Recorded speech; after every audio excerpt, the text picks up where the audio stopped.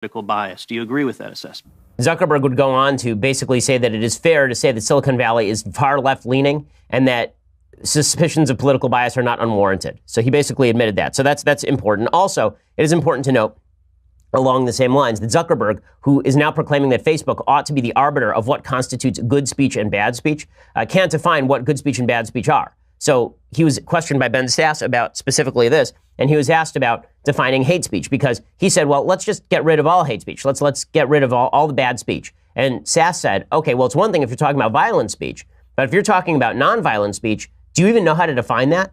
And if you claim that you're a platform, if you claim that you're not a publisher, you're a platform, then how can you define what speech is hateful and which speech is not, given the fact that you have no hard considerations as to what that constitutes?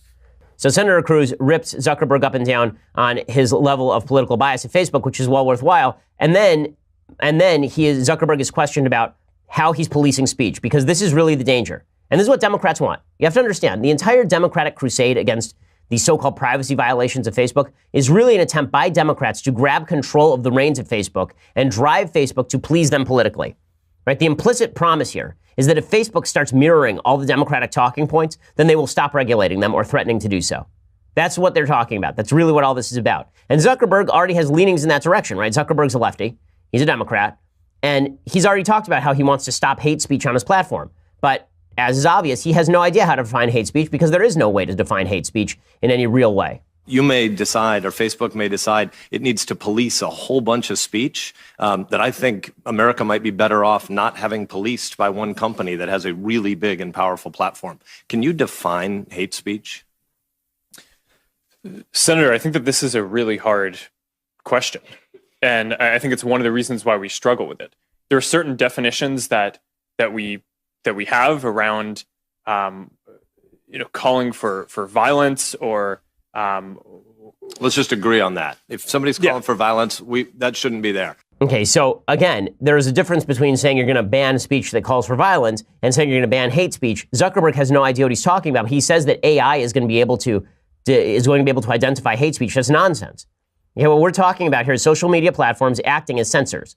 And that's really the point. Okay, Zuckerberg made a pretty shocking admission in the middle of this colloquy with the Republican senators. He was asked specifically, are you a platform or are you a publisher? And he basically admits we're a publisher. You agree now that Facebook and other social media platforms are not neutral platforms, but bear some responsibility for the content. I agree that we're responsible for the content. Okay, so as soon as he says that, his lawyers in Silicon Valley lose their minds.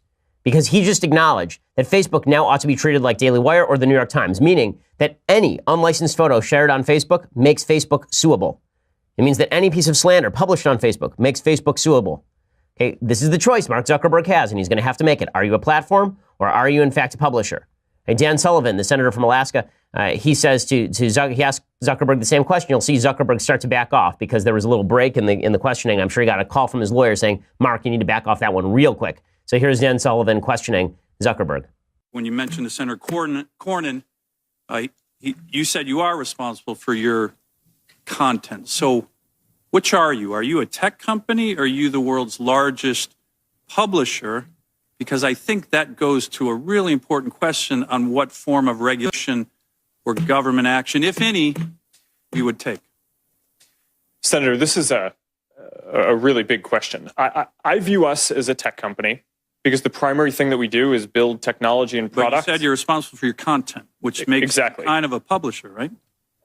Well, I agree that we're responsible for the content, but we don't produce the content. I think that when people ask us if we're a media company or a publisher, my understanding of what the heart of what they're really getting at is, do we feel responsibility for the content on our platform? The answer to that, I think, is clearly yes. But I don't think that that's incompatible with fundamentally at our core being a technology company where the main thing that we do is have engineers and build products. Man, his lawyers have got to just be twisting themselves in pretzels over all of this because he just opened up Facebook to millions of dollars in liability. Right? Here's the way it works now. If you're a photographer and some idiot in Utah posts your photo without paying you, without licensing it, normally you'd have to sue the idiot in Utah. You couldn't sue Facebook. Mark Zuckerberg just said we feel responsibility for the content that's posted on Facebook, which means that you can now sue Facebook. Okay, Facebook is a much deeper pocket. Under the Digital Millennium Copyright Act, there's an automatic statutory penalty for unlicensed use of materials like that ranges from $750 per instance to $30,000 per instance. How many unlicensed photos are posted on Facebook every minute? I mean, my goodness, if his lawyers are not in a state of panic right now, then they really should be, because I promise you the lawsuits are forthcoming, and they are forthcoming in pretty short order. It's amazing. But this is where the Democrats have driven Zuckerberg.